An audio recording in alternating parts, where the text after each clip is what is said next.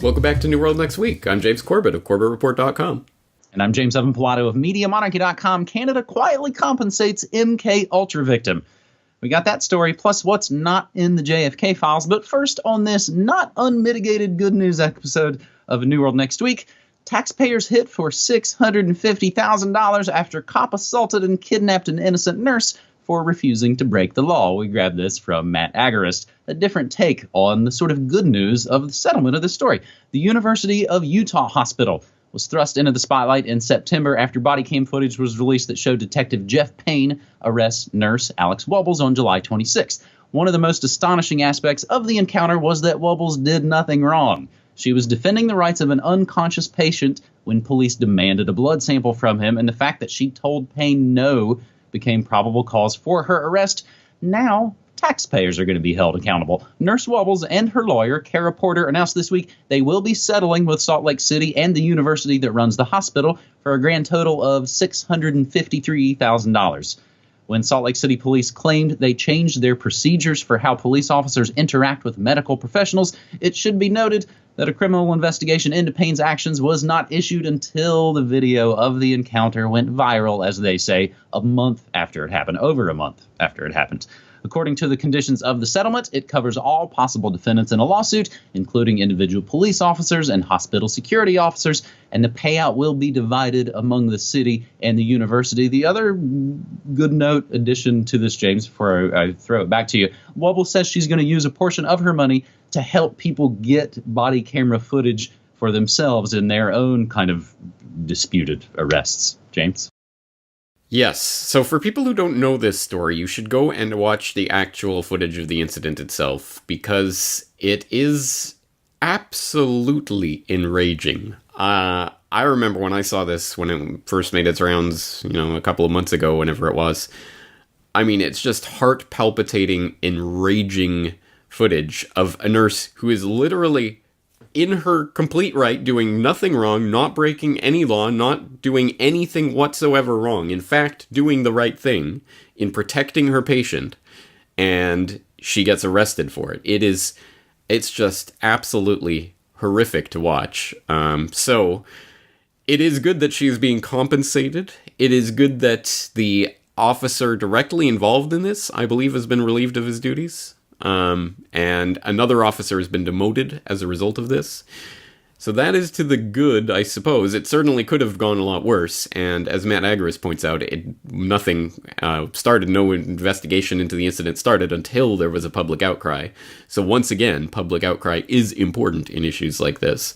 But again, it can't exactly be not unmitigated good news, because of course these things happen and they continue to happen, and as long as there isn't body cam footage or whatever that comes out, they happen every single day, and we don't hear about those incidents, do we? So this one just happened to be caught on camera, and thankfully it was, and thankfully it's ended up at least at this point. But then, how do you put a dollar value on an incident like this, or on the concept of someone who has literally done nothing wrong, is literally knows the law better than the police officer himself knows the law, or cares about the law anyway?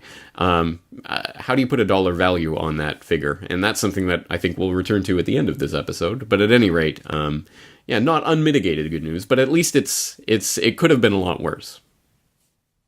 And my friend Crimson Mist out of Utah has got the update, which we'll include in the show notes for the story, just like we include everything that we say and mention down in the show notes. Salt Lake police officer fired after University of Utah nurse Wubbles incident. And yeah, you're right. As far as enraging footage, in a year that has not seen any shortage of enraging footage, and I think we won't even see the end of it, and more enraging revelations. Our second story on this not unmitigated good news episode of New World Next Week, episode 326, we go to maybe what's not in the big JFK files. And the article that we cite comes from Zero Hedge. I like the first part of this. With much of America clicking furiously all day, you could probably just kind of stop the article right there. But it goes on to say, with much of America clicking furiously all day on the website of the National Archives, hoping to be among the first to catch the release of thousands of previously unseen JFK assassination records, they almost actually missed the deadline. James, which I was thinking about and kind of ruminating on my morning show.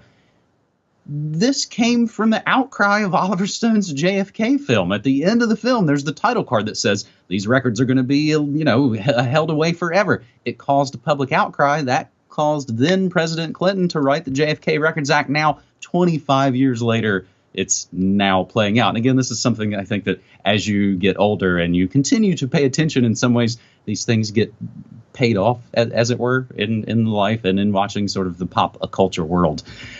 Caving to lobbying pressure by intelligence agencies, however, the Trump train announced he would not order the release of the full amount of records, instead following last-minute recommendations of his national security agencies that some of those records be redacted. During a call with reporters, White House officials explained that while some 2,800 JFK records would be released, the publication of the remaining had been postponed for another 180 days. So we'll wait and see what happens on this 180 days. One official said there's a mad scramble going on in the executive branch to get this done. So now, James, I was glad to see that you've launched a open source investigation over on Corbett Report, asking the musical question, what's in the JFK files? And what have you seen so far in your own open source investigation? There's been a few interesting things dug up, including one from an earlier release this year that was preparatory to this release. But let's go back to this Trump releasing, not releasing the records, what was released, what wasn't released. That's an important issue, and it's being obscured in the reporting on this. So I will direct people over to the Mary Farrell Foundation, which is one of the most important websites for JFK research, all sorts of documents. They have a post up, What Happened Thursday with the JFK Records, that reads, what happened on Thursday, October 26th with the JFK records scheduled for release under the JFK Records Act? A travesty. Most news reports correctly noted the release of about 2,800 documents, but added that only a few were held back, in some cases saying 300 documents remain withheld.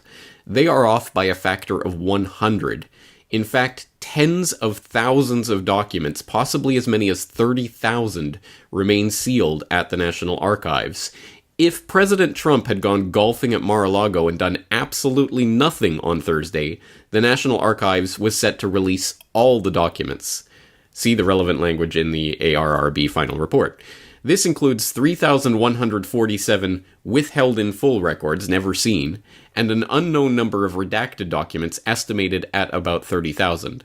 Intensely lobbied by federal agencies, including the CIA, Trump instead authorized the withholding of well over 90% of these documents. 52 of the 3,147 withheld in full records were released and put online by NARA, less than 2%.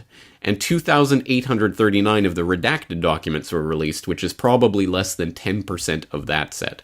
And the article goes on from there, but basically what we've just witnessed is this huge psyop where that was reported that Trump had withheld records at CIA's request, and then he went tweeting. He went on this tweet spree. I've ordered the release of all documents and blah, blah, blah, transparency, light, blah. So all the Trump followers on Twitter or whatever think that, oh, okay, it's all done. No. You just had a psyop played on you. There are tens of thousands of documents that were supposed to be released last Thursday that were not released yet. So we haven't seen even just a smattering of a taste of these redacted documents that maybe 180 days from now we might see if we're lucky. But that should just go to show some of the confusion that's been added to all of this. Let's add another layer of confusion on top of it, because on the Deep Politics Forum and their JFK Assassination Board, there's this post-up list of JFK assassination records missing from the archives, which lists all of these things that we know exist. We know they exist from different sources, official sources. We know they actually exist, but they are not part of the archives. They are not part of this release. They are not scheduled to be released. They're missing, or this person over here has them and isn't going to let anyone see them, or that kind of stuff. And there's a huge list of very important documents. So, again, we're not looking for the smoking gun signed death warrant for JFK here in these records. We're not going to find that. Everyone knows that. So that's a bit childish to be arguing for that. But the JFK open source investigation that I'm running right now is to try to find some of those nuggets, because there are always nuggets buried in these types of stories, and it's interesting to see what kind of nuggets they'll throw out to get people, at the very least, to, here's some nuggets, now don't look for the real treasure. So it's interesting to see what we're uncovering, and I will be writing about that this weekend for the subscriber newsletter in more detail. So, and the big background on all of this, people can go back to my earlier, back in August, I was talking about this, the background of this release, what it's about, what kind of psyop they're throwing out there. That one was called "The CIA Are Planning Their Next JFK Psyop," so people can go to that for the kind of the background to this story. So another kind of red herring nugget. The comment on the open source investigation that jumped out at me from Baked in Ben, as I can only assume they're a neighbor here in Oregon. To me, I'm guessing things like the Hitler document are just there to distract folks from the important and still redacted JFK info. I'm willing to bet someone finds some UFO stuff in there as well. Anytime the government releases documents, it is because they can't be hurt by them, or they're trying to influence a specific group, individual, or idea. And the Hitler stuff is right in there, James, in the JFK files. The part I realized is, I think I already talked about this on my morning show back in September. This other previous batches of declassified CIA documents reveal Hitler survived World War II with an apparent picture to prove it. So these things, again, have already been seeded out in the pop culture, if you will. Our third and final story on this not unmitigated good news episode of New World Next Week takes us up to Canada, James, where they quietly compensate the daughter of brainwashing experiments victim, as the CBC terms it. Allison Steele was only 4.5 years old when her mom's life changed forever. In 1957, Jean Steele was admitted to Montreal's Allen Memorial Institute. The once happy and energetic 33-year-old was diagnosed with manic depression and delusional thinking. In the months that followed, Steele became the victim of CIA-funded brainwashing experiments conducted by Dr. Ewan Cameron. She was kept in a chemically induced sleep for weeks and subjected to rounds of electroshocks, experimental drugs, and tape-recorded messages played non-stop. Steele said her mom was never the same. She was never able to really function as a healthy human being because of what they did to her. Now, 60 years after Cameron's experiments left her mother damaged for life, Allison Steele has finally won a measure of justice for her family. CBC News learned that the federal government quietly reached an out-of-court settlement with Steele earlier this year, paying her $100,000 in exchange for dropping the legal action she launched only in September of 2015. While, of course, a non-disclosure agreement prohibits Steele from talking about the settlement itself, the existence of the settlement and the amount was included in the most recent public records accounts tabled by the government earlier this month. James, $100,000, not really a lot of money for your life ruined, but in a lot of ways it still puts this, I think, further on the record. Yes, and this is, I think, what I was referring to earlier when I said, how do you put a dollar figure on injustice? I mean, as enraging as the Alex Wubbles video is, can you imagine if we had video of the weeks and weeks of torture that they put Steele through? Reading from that CBC article, nurses' notes on her chart detail repeated doses of sodium amytal and how Steele would pace the hall and rail about feeling like a prisoner. It's just like being buried alive. Somebody please do something. This was all said screaming at the nurse and doctor, one note said.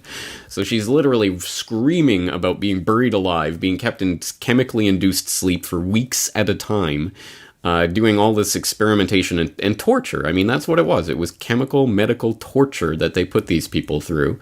And, oh yeah, 50 years later, we'll give your daughter $100,000 to shut her up, basically.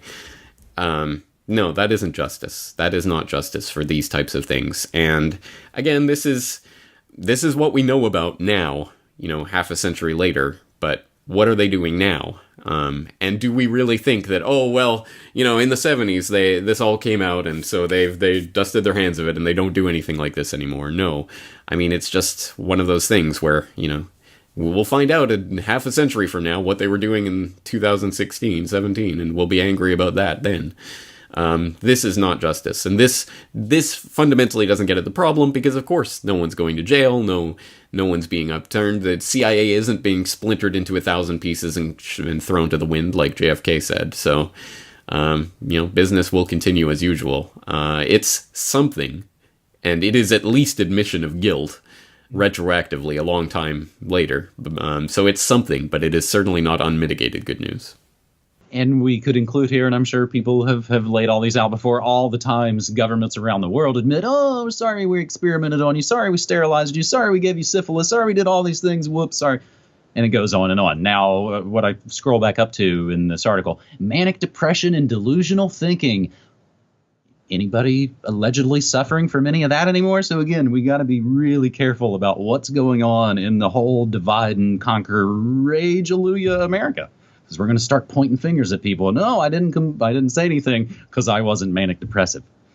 James, it's a pretty sorry excuse for a good news episode, buddy. I'm going to include here at the very end the latest episode of my own Good News Next Week. Good News Next Week is the spinoff from our Good News stories here on New World Next Week. Back in 2015, James, you and I on each and every episode included a good news story. And you and I were talking off mic before we started rolling on this that we really need to do that again. And unfortunately, there's not a lot of good news out there.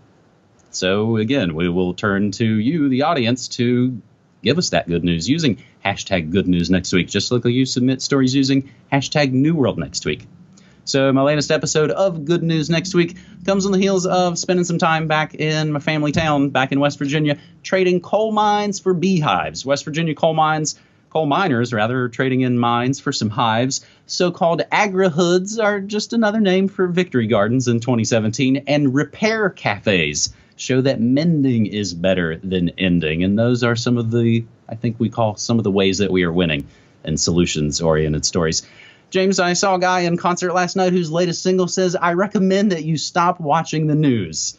And I'd like to say here in closing that we've been exposing the so-called fake news since before it was so-called fake news. We are independent, non-commercial alternative media. We don't sell lead-tainted snake oil. We don't jump on some different bandwagon every 4 or 8 years. We don't put out all caps videos with all the latest terror porn clickbait headlines. And that's why we're still mostly underground, James. And I would again ask. And proud to be there. We remain the vanguard. We remain the alternative. And we're going to continue doing it for as many years as it takes to completely transform the world. So do it again next week. Take care.